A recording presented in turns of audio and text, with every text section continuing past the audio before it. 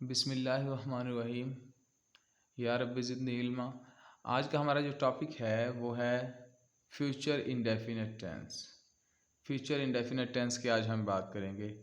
सबसे पहली चीज़ हमारे पास आती है पहचान, कि हमें जुमले को देखते ही पता चल जाए कि ये कौन सा टेंस है। प्रेजेंट इंडेफिनिट में ता है, ती है, ते हैं, था।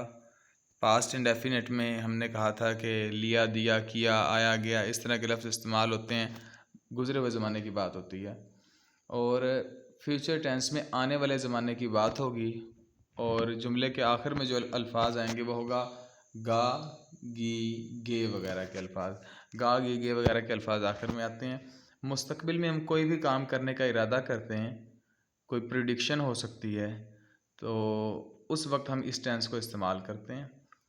हमने फ्यूचर के बारे में कोई भी इंग्लिश बोलनी है, उस वक्त ये टेंस हमारे काम आता है। तो सबसे पहले हैं इसके जी सिंपल सेंटेंसेस। सादा जुमला क्या है कि वो मेरी मदद करेगा, वो मेरी मदद करेगा, यानी कि मुस्तकबिल की बात हो रही है, आखिर में गा, गी, गे में से कोई चीज़ आ गई तो ये फ्यूचर इंडेफिनिट टेंस है और सिंपल सेंटेंस है। आपके सामने सादा जुमलों को बनाने की एक तरतीब होती है। हमारे पास तरतीब है कि सबसे पहले हम लगाएंगे सब्जेक्ट, उसके बाद शैल या विल में से एक चीज़ लगेगी, फर्स्ट फॉर्म ऑफ वर्ब और फिर ऑब्जेक्ट। सवाल पैदा हुआ कि शैल कब लगेगा और विल कब लगेगा। तो एक आम सी बात तो ये है कि शैल लगेगा आई और वी के साथ, आई और वी के साथ शैल, और इसके अलावा बाकी कुछ भी आ जाए हम उसके साथ लगाएंगे विल। कुछ भी आ जाए, सिंगुलर हो प्लूरल हो, he, she, it, they, singular noun, plural noun, कुछ भी आए तो विल लगाएंगे।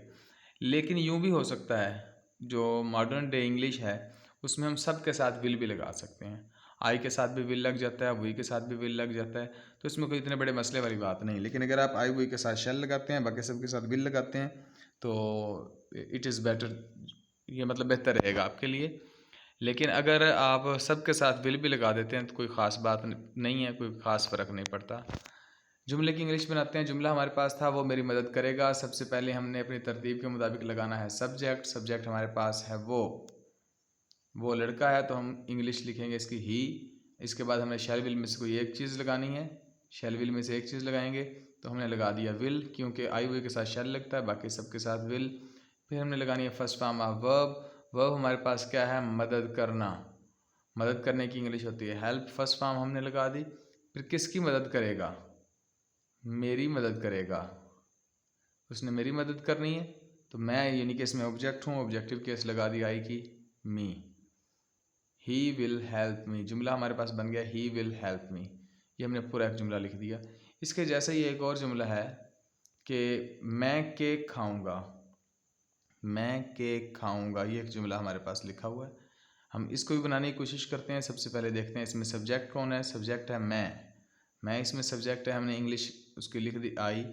फिर शैल विल में से एक चीज़, सब्जेक्ट होने के बाद फिर हमने आई वी में से, इसमें शैल और विल में से हमने कोई एक चीज़ देखनी है।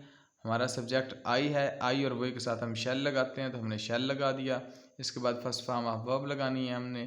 फर्स्ट फॉर्म ऑफ वर्ब हमारे पास है ईट, खाना हमारे पास वर्ब है, खाने की इंग्लिश होगी ईट, तो हमने वो भी लगा दी। अब इसके बाद हमने क्या करना है, इसके बाद हमने लगाना है ऑब्जेक्ट। इसके बाद हमें लगाना है ऑब्जेक्ट। ऑब्जेक्ट हमारे पास है यहाँ पर केक, तो हमने यहाँ पे लिख दिया केक, आई शैल ईट केक। ये जुमला हमारा यहाँ पे मुकम्मल हो गया।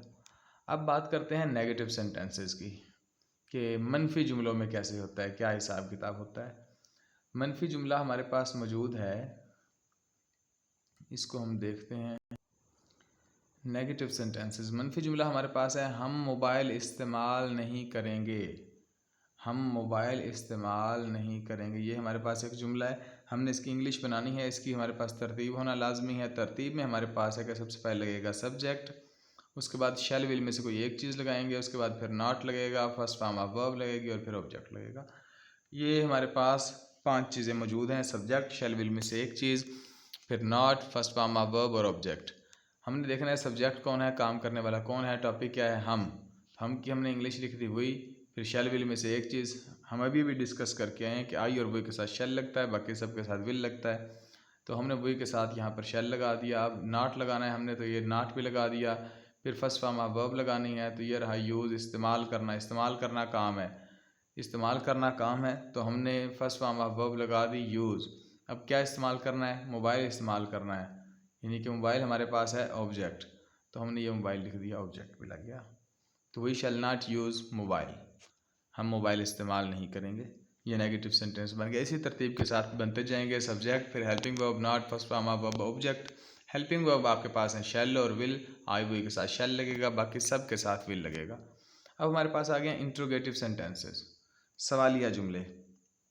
पहले हमारे पास जुमला था कि मैं केक खाऊंगा, नेगेटिव में उसी जुमले ने बन जाना था मैं केक नहीं खाऊंगा।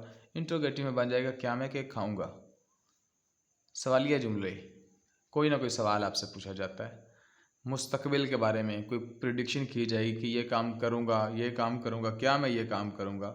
हम मोबाइल इस्तेमाल नहीं करेंगे, क्या हम मोबाइल इस्तेमाल करेंगे। तो यहाँ पर हमारे पास मिसाल लिखी है कि क्या अली मज़मून लिखेगा, क्या अली मज़मून लिखेगा, सवाल पूछा जा रहा है हमारे पास। तरतीब देखते हैं क्या है, तरतीब में है कि शैल या विल, दोनों में से कोई एक चीज़ सबसे पहले लगाएंगे, यानी कि हेल्पिंग वर्ब सबसे पहले आ जाएगा, फिर सब्जेक्ट लगेगा, फर्स्ट फॉर्म ऑफ वर्ब लगेगी, ऑब्जेक्ट, और आखिर में सवालिया निशान। यहाँ पर यह जुमला हमारा मुकम्मल हो जाता है। शैल विल में से कोई एक चीज़ लगानी है, लेकिन वो हम तब लगाएंगे जब हमें सब्जेक्ट का पता होगा। सब्जेक्ट हमारे पास है अली, तो अली के साथ हम शैल विल में से विल लगाएंगे, क्योंकि शैल सिर्फ और सिर्फ आई वही के साथ लगता है। हमने सबसे पहले विल लगा दिया, फिर उसके बाद हमने देखना है सब्जेक्ट। सब्जेक्ट हमारे पास है अली, तो हमने अली लिख दिया। फर्स्ट फॉर्म ऑफ वर्ब हमने लगानी है। इसके बाद वर्ब है लिखना, और लिखने की इंग्लिश होती है राइट, हमने फर्स्ट फॉर्म ऑफ वर्ब भी लगा दी। अब हमने लगाना है ऑब्जेक्ट। ऑब्जेक्ट हमारे पास बनता है मज़मून, ऑब्जेक्ट है हमारे पास मज़मून, तो हमने यहाँ पर लिख दिया एन ऐसे।